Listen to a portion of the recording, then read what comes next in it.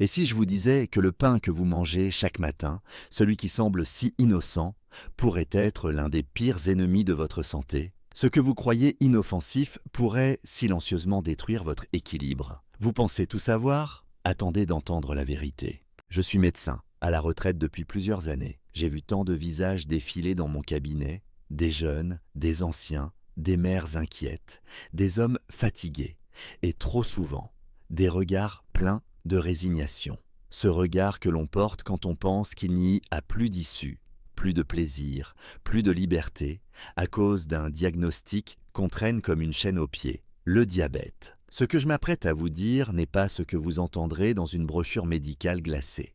Ce n'est pas une liste de recommandations sans âme. Ce que je vais vous partager ici, c'est l'expérience d'une vie vécue, éprouvée, parfois dure, mais toujours animée par une seule obsession, aider l'autre à reprendre le pouvoir sur sa santé. Je me souviens de Marc, 66 ans, ancien artisan de Tours. Chaque matin, il se réveillait avec une peur muette. Non pas celle de la maladie, non, mais celle du pain. Oui, vous avez bien lu, du pain. Cet aliment si banal pour beaucoup, mais devenu pour lui un terrain miné. Une bouchée de trop, et c'était la glycémie qui explosait, la fatigue qui revenait, l'anxiété qui s'installait. Il avait même cessé de prendre ses petits déjeuners, préférant la faim à la crainte de se faire du mal. Et il n'est pas seul. Combien de Claire, de Jean, de Fatima, de Bernard se lèvent chaque jour avec cette même angoisse silencieuse. Manger ou ne pas manger. Et si ce que je mange me détruisait? C'est un dilemme que j'ai vu se répéter des centaines de fois. Une torture invisible qui ronge lentement le rapport à soi,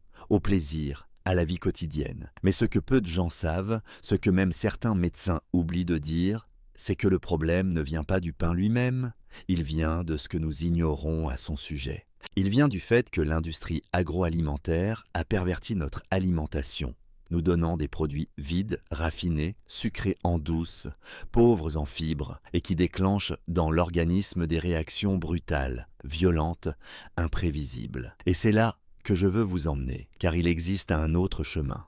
Un chemin que trop peu connaissent.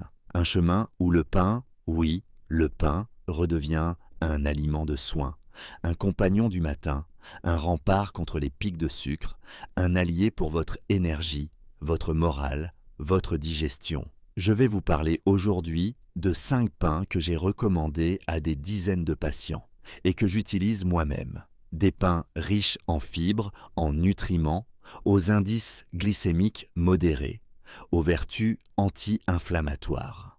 Des pains que vous pouvez préparer chez vous ou acheter et qui peuvent changer radicalement votre rapport à l'alimentation.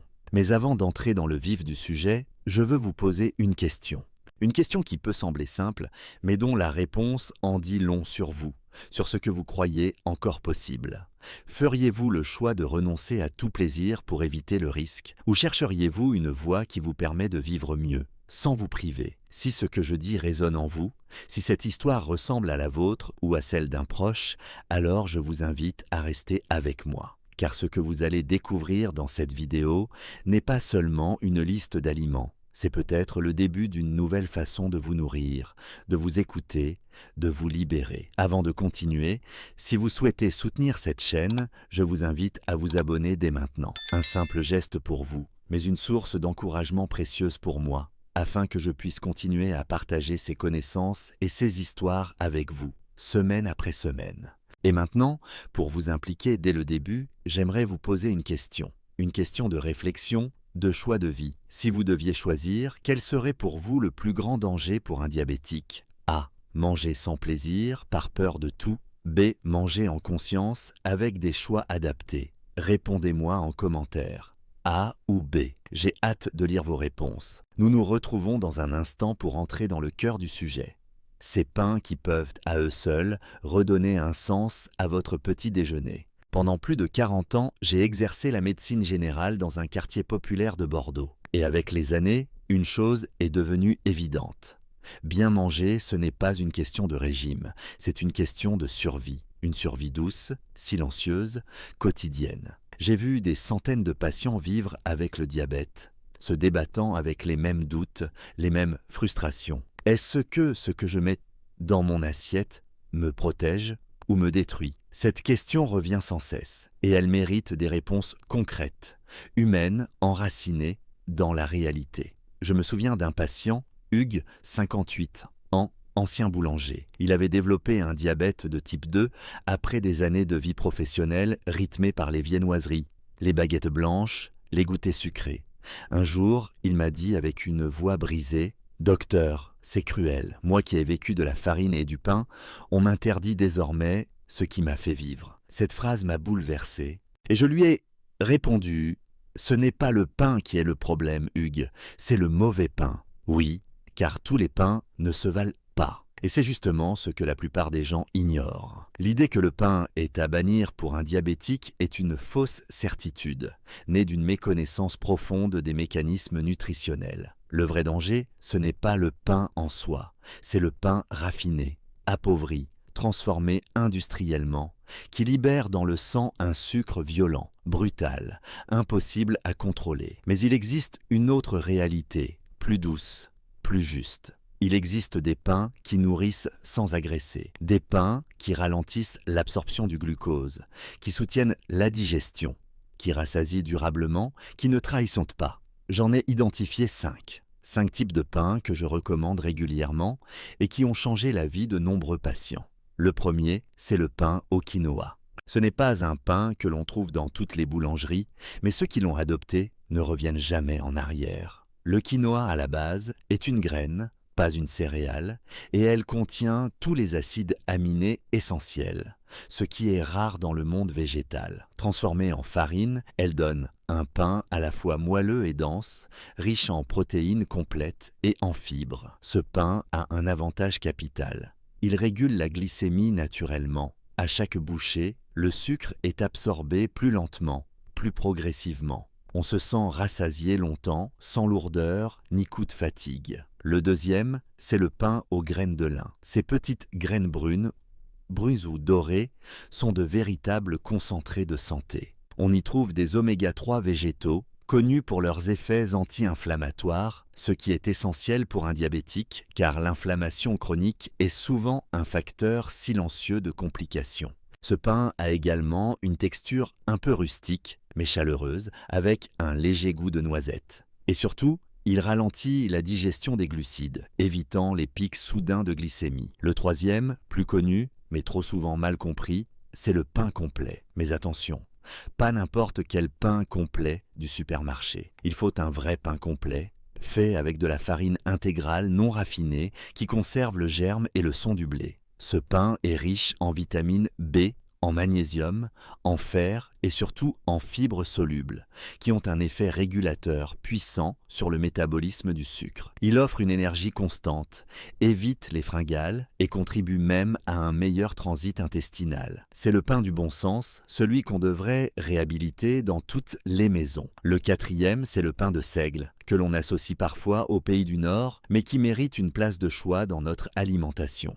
Il a une densité particulière. Une mâche plus longue, un goût légèrement acide, mais plein de caractère. Ce que peu savent, c'est que le seigle a un index glycémique très bas. Il libère son énergie lentement, presque en douceur, et permet au pancréas de travailler sans stress. Il est idéal pour le petit déjeuner, accompagné d'un peu de fromage frais ou d'avocat. Et enfin, mon favori, celui que j'utilise souvent dans mes propres repas, le pain à l'avoine. L'avoine est une céréale exceptionnelle pour les diabétiques. Elle contient une fibre rare appelée bêta-glucane, qui forme un gel visqueux dans l'intestin, ralentissant l'absorption du sucre et du cholestérol. Ce pain a une texture souple, un goût doux et une grande polyvalence. Il s'accorde aussi bien avec du salé que du sucré, et peut même servir de base pour des recettes plus originales. En tant que médecin, je ne crois pas aux interdits absolus. Je crois en l'intelligence du corps et en notre capacité à lui fournir ce dont il a besoin.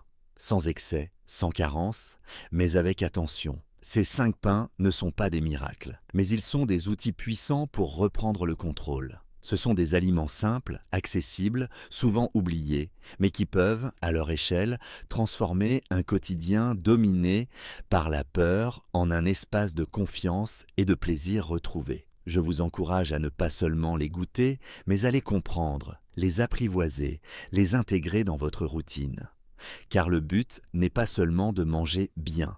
Le but, c'est de manger en paix, avec soi-même, avec sa santé, avec son histoire. Et si vous pensez que ces informations peuvent aider quelqu'un que vous connaissez, un parent, un voisin, un ami, n'hésitez pas à lui transmettre cette vidéo. Nous avons trop longtemps laissé la peur dicter notre assiette. Il est temps de reconstruire un lien sain et joyeux avec ce que nous mangeons. La suite de cette vidéo vous montrera comment ces pains peuvent se marier avec des recettes simples, délicieuses et pourtant parfaitement adaptées à votre santé.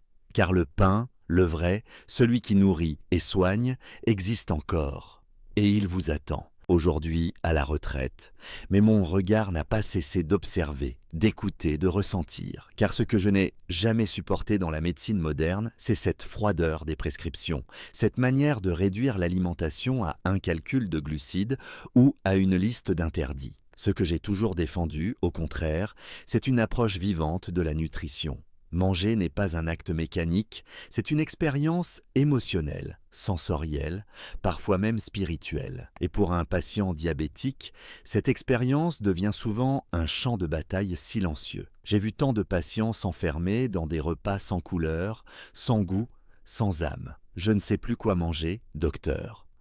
Cette phrase, je l'ai entendue 1000 fois. Et chaque fois, j'ai répondu la même chose, on peut manger sain sans se punir. Il suffit de connaître les bons aliments et surtout de savoir les assembler avec intelligence et plaisir. Prenez les pains dont je vous ai parlé. Ils sont déjà, à eux seuls, une révolution silencieuse. Mais leur vraie puissance, je l'ai toujours constatée quand mes patients ont appris à les intégrer dans des recettes concrètes, simples, chaleureuses, qui réconcilient la santé et le goût.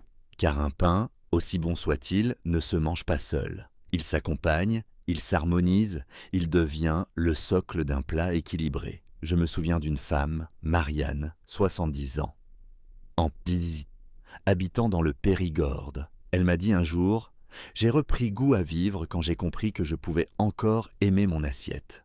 Pour elle, tout a changé le jour où elle a découvert le pain au quinoa grillé, légèrement croustillant, recouvert d'un œuf poché et de tranches d'avocat mûr. Ce n'était pas seulement une recette, c'était une renaissance. Cette tartine du matin lui redonnait une énergie stable, l'évitait de grignoter toute la matinée, et surtout, elle n'avait plus cette angoisse de voir sa glycémie exploser. Un autre de mes patients, Didier, retraité de la SNCF, avait pour habitude de ne rien manger entre les repas, pensant bien faire. Mais il arrivait au déjeuner épuisé, irritable. Je lui ai proposé un encas, une tranche de pain aux graines de lin, un peu de fromage blanc allégé, quelques rondelles de concombre, un filet de citron et une pincée de poivre. Simple, rapide, rafraîchissant.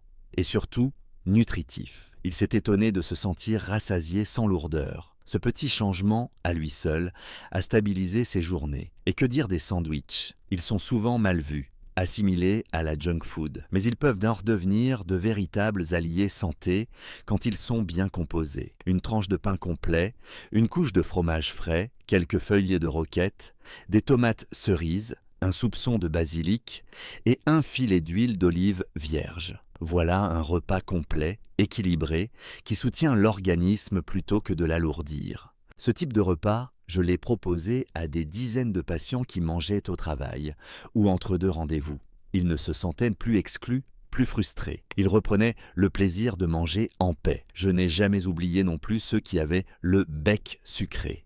Le diabète impose de surveiller le sucre. Mais cela ne veut pas dire renoncer à toute douceur. J'ai donc proposé des alternatives simples, comme cette tartine de pain de seigle, toastée, sur laquelle on étale une fine couche de purée d'amande, quelques gouttes de miel d'acacia et des éclats de noix. Ce goût légèrement sucré, adouci par le gras naturel des oléagineux, ne provoque pas de pic glycémique et procure une satisfaction émotionnelle réelle. Une façon de se faire du bien sans se faire de mal. Pour les amateurs de recettes réconfortantes, je recommande souvent de transformer une simple tranche de pain à l'avoine en une base de pizza maison.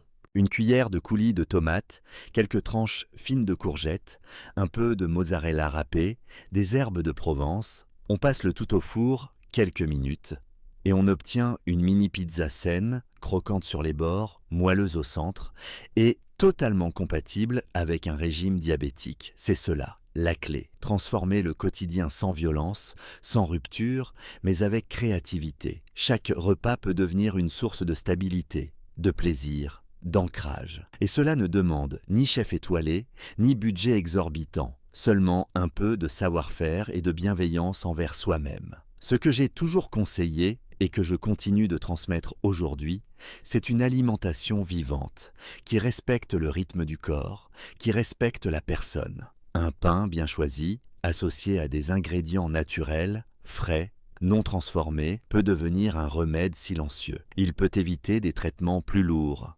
retarder des complications, alléger des traitements existants. Et surtout, il réconcilie le cœur et l'assiette. Car manger, au fond, ce n'est pas seulement nourrir le corps, c'est aussi nourrir l'identité, la mémoire, les émotions. On ne guérit pas un patient avec des interdits, mais avec des permissions éclairées, avec des alternatives viables, avec le sentiment qu'il reste du bon à vivre, même avec une maladie chronique. Je vous invite, si ce n'est pas déjà fait, à tester vous-même ces associations, à les adapter à vos goûts, à votre culture, à votre quotidien. Ces recettes ne sont pas figées, elles sont des points de départ, des ouvertures. Et si elles ont aidé tant de mes anciens patients, elles peuvent sans doute vous aider, vous aussi. Dans la suite de cette vidéo, je vous montrerai comment organiser votre semaine autour de ces pains santé, comment les conserver, les congeler, les combiner sans effort, car la santé ne s'obtient pas dans l'urgence. Elle se construit jour après jour, repas après repas, calmement, sagement et avec plaisir. Toute ma vie, j'ai vu des ordonnances s'accumuler, des diagnostics se répéter, des résultats sanguins se dégrader. Et souvent, derrière ces chiffres, une chose toute simple manquait, l'organisation. Car oui, même le meilleur pain, la meilleure intention, la plus belle recette ne sert à rien si elle n'est pas intégrée dans une routine. Ce n'est pas la qualité d'un aliment qui transforme une vie, c'est sa place dans la durée, dans la semaine, dans les habitudes, dans les automatismes du quotidien. Je me souviens de Lucienne, une ancienne infirmière diabétique que je suivais depuis plusieurs années. Elle connaissait tout sur la nutrition, lisait les étiquettes mieux qu'une diététicienne, savait quelles recettes éviter. Mais elle avait un problème majeur, elle était débordée. Je sais quoi faire, docteur, mais je ne sais jamais quand, ni comment. Son réfrigérateur était plein d'aliments sains, qu'elle finissait par jeter. Le soir, elle était fatiguée, découragée, et finissait par manger du pain blanc ou des biscuits pour aller vite. Je lui ai alors dit « Lucienne, ce n'est pas de recettes dont vous avez besoin, c'est d'un rythme, d'un rituel. » Nous avons donc construit ensemble une routine alimentaire douce, efficace, non contraignante. Et c'est cela que je veux vous partager aujourd'hui.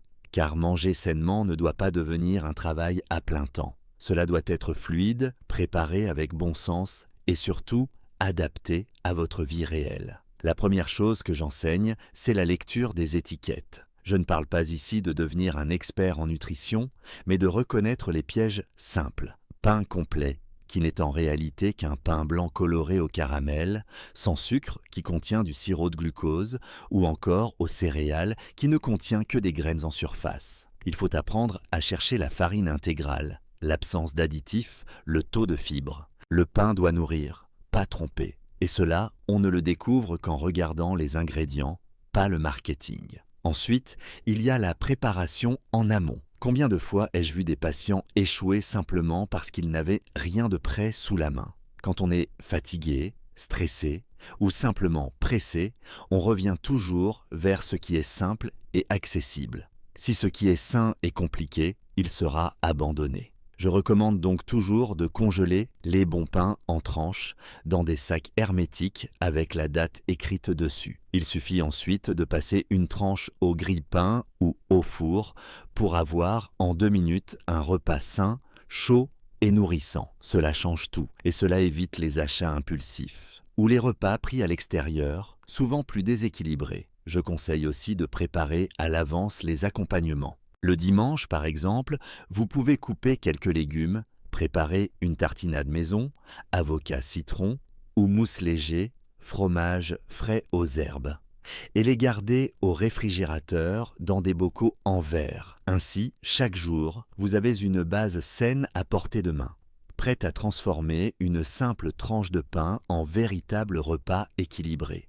L'autre pilier fondamental, c'est la régularité des repas. Beaucoup de patients diabétiques sautent le petit déjeuner, grignotent à 11 heures, mangent sur le pouce à 14 heures, puis se rattrapent le soir. Ce rythme casse la stabilité glycémique et fatigue le pancréas. Je répète toujours, 3 repas par jour, éventuellement un petit encas en milieu d'après-midi, mais jamais d'errance alimentaire. Le pain, quand il est bien choisi, devient ici un repère, une base sur laquelle s'ancrer, une structure qui donne forme à la journée. Je parle souvent aussi du budget mental. Trop de patients croient que manger sain va coûter cher, prendre du temps, nécessiter des efforts constants. Ce n'est pas vrai. Une fois qu'on a établi quelques recettes simples, qu'on a identifié les bons produits dans son quartier et qu'on a rendu visible dans sa cuisine les bons choix, pain au congélateur, œufs au frigo, fromage blanc en pot, fruits secs dans un bocal, cela devient naturel. Ce qui est visible,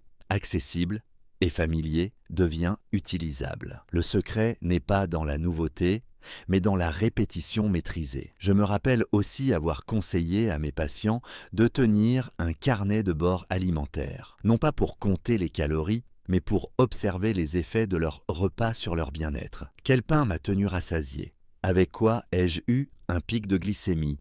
Quelle tartine m'a mis de bonne humeur ce matin? Ce dialogue avec soi, ce regard porté sur ses sensations, est bien plus précieux qu'un tableau nutritionnel. Et puis, il y a la relation avec le temps. Nous vivons dans une époque de vitesse, d'urgence.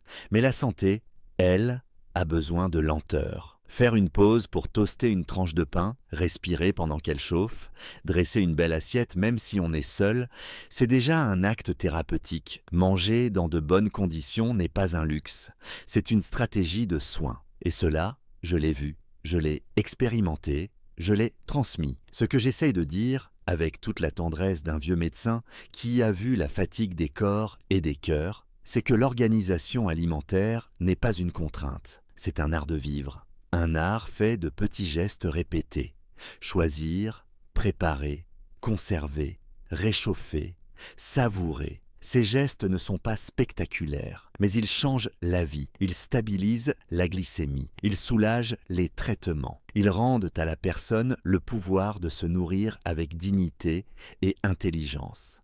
Alors oui, vous avez en main les pains qu'il vous faut, mais ce sont vos habitudes, votre cuisine, vos choix quotidiens qui leur donneront leur vraie puissance. Et si vous doutez, souvenez-vous de cette phrase que j'ai répétée à tant de patients.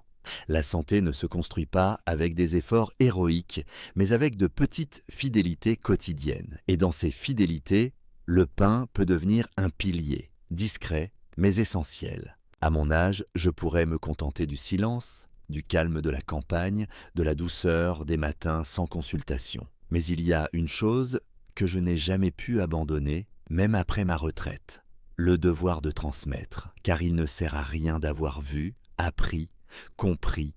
Si l'on garde tout pour soi, ce que je vous dis aujourd'hui ne vient pas d'un livre, ni d'un laboratoire, mais d'une vie passée à écouter les corps, les douleurs, les colères silencieuses, et surtout à accompagner les espoirs, les petites victoires, les changements invisibles qui, accumulés, sauvent des vies. Je vous ai parlé de ces pains qui nourrissent sans blesser, de ces gestes simples qui structurent l'alimentation, de ces recettes qui redonnent goût à vivre. Mais aujourd'hui, je veux vous inviter à aller plus loin, à faire de ces connaissances non pas une exception, mais une nouvelle normalité. Et cela commence par une chose que la médecine ne peut pas prescrire, la confiance en soi. La confiance que vous avez le droit et la capacité de vous nourrir autrement, durablement, joyeusement. Je repense souvent à un homme que j'ai suivi pendant plus de 15 ans, Pierre, 72 ans, ancien marin. Il avait reçu son diagnostic de diabète comme une condamnation. Il avait arrêté le sucre, réduit le pain à néant, puis fini par ne presque plus manger du tout par peur de se tromper. Il avait maigri, s'était replié sur lui-même. Un jour, je suis allé le voir chez lui. J'ai trouvé un homme fatigué, seul, désorienté. Nous avons parlé longtemps. Il m'a dit « J'ai suivi les conseils, mais je ne vis plus ». Et c'est là que j'ai compris ce que tant de patients ressentent. Le sentiment d'être privé d'humanité, sous prétexte de précaution. Je lui ai demandé Qu'est-ce qui vous manque le plus? Il a souri faiblement. Le pain chaud du matin, docteur, avec un peu de fromage. Rien d'extraordinaire, juste ça. Et nous avons recommencé ensemble. Nous avons trouvé un pain de seigle artisanal, plein de fibres, au goût fort. Je lui ai proposé de le griller légèrement, d'ajouter un peu de fromage frais, une pincée d'herbe. Il a retrouvé un rituel. Petit à petit, il a repris du poids, mais surtout, il a repris de l'élan. Car il ne s'agissait pas d'un aliment, il s'agissait d'un symbole, d'un retour à soi, à la simplicité vivante de l'existence. C'est cela que j'aimerais vous laisser comme message, ici, en clôture de ce long témoignage. Le pain, ce pain dont on a voulu faire un ennemi, peut redevenir un acte de soin, un acte d'amour envers vous-même. Ce n'est pas un hasard si, dans toutes les cultures, le pain est synonyme de partage, de paix, de vie. Il ne s'agit pas de revenir à l'excès, de nier les risques. Il s'agit de revenir à l'équilibre, à la nuance, à l'intelligence du corps. Et surtout, à l'écoute de vos besoins réels, pas ceux imposés par la peur ou la culpabilité. Je vous encourage à faire un pas de plus, à ne pas vous arrêter à ce que vous avez entendu aujourd'hui, car la santé ne se limite pas à ce que l'on évite. Elle se construit aussi dans ce que l'on choisit avec joie. Et cela demande parfois d'oser goûter à nouveau, de remettre les mains dans la pâte, de préparer son pain, de l'offrir, de le partager. J'ai écrit il y a quelque temps un petit recueil de recettes. Ce ne sont pas des recettes de chefs étoilés, mais des recettes de soins, d'économie, d'amour. Elles utilisent les ingrédients simples que vous avez déjà dans votre placard. Elles sont pensées pour les diabétiques, mais aussi pour tous ceux qui veulent mieux manger, sans y consacrer des heures ou dépenser une fortune. Ce livre, je l'ai conçu comme un compagnon, un guide tendre, accessible, avec des plats salés, sucrés et toujours équilibrés. Il est disponible pour quelques euros seulement, mais surtout, il est rempli de vie réelle, de passion réelle, de joie retrouvée. Si vous sentez que ce que j'ai partagé vous a parlé, vous a apaisé, vous a donné envie d'essayer, alors je vous invite à me soutenir. Abonnez-vous à cette chaîne. Partagez-la à ceux que vous aimez. Chaque commentaire, chaque message reçu me donne l'élan pour continuer. Car oui, même à la retraite, je crois qu'un mot juste, au bon moment, peut changer une trajectoire. Et avant de vous quitter, je vous propose un dernier petit pas. Préparez demain matin une tartine. Prenez un de ces pains dont nous avons parlé. Faites-en un moment pour vous. Pas en vitesse, pas en culpabilité, mais en présence. Regardez la couleur du pain, sentez-le, mâchez lentement et demandez-vous en silence. Est-ce que je suis en train de me nourrir ou de simplement remplir un vide? Si la réponse vous touche, alors vous saurez que le vrai changement a commencé. Prenez soin de vous, prenez soin de vos repas. Et n'oubliez jamais, ce n'est pas ce que vous retirez qui vous sauve, c'est ce que vous choisissez avec justesse. Le pain peut encore faire partie de votre vie. Et si vous le regardez avec tendresse et connaissance, il peut même devenir l'un de vos plus fidèles alliés. Ce que vous venez d'entendre n'est pas simplement une série de conseils nutritionnels. C'est bien plus que cela. C'est un appel à reprendre en main votre manière de vivre. Un rappel que même face à une maladie chronique comme le diabète, vous n'êtes jamais condamné à subir. Vous avez toujours le pouvoir de choisir, d'apprendre, de réajuster. Oui, même à 60, 70, 81 ans. Je l'ai vu, je l'ai accompagné, je l'ai vécu avec mes patients. Ce n'est jamais trop tard. Nous avons parlé de pain, mais en vérité, nous avons parlé de vous, de vos habitudes, de vos émotions à table, de votre rapport à votre santé, à votre plaisir, à votre mémoire. Le pain n'est qu'un symbole. Il représente ce que la vie moderne nous a volé, la simplicité, la chaleur, le lien.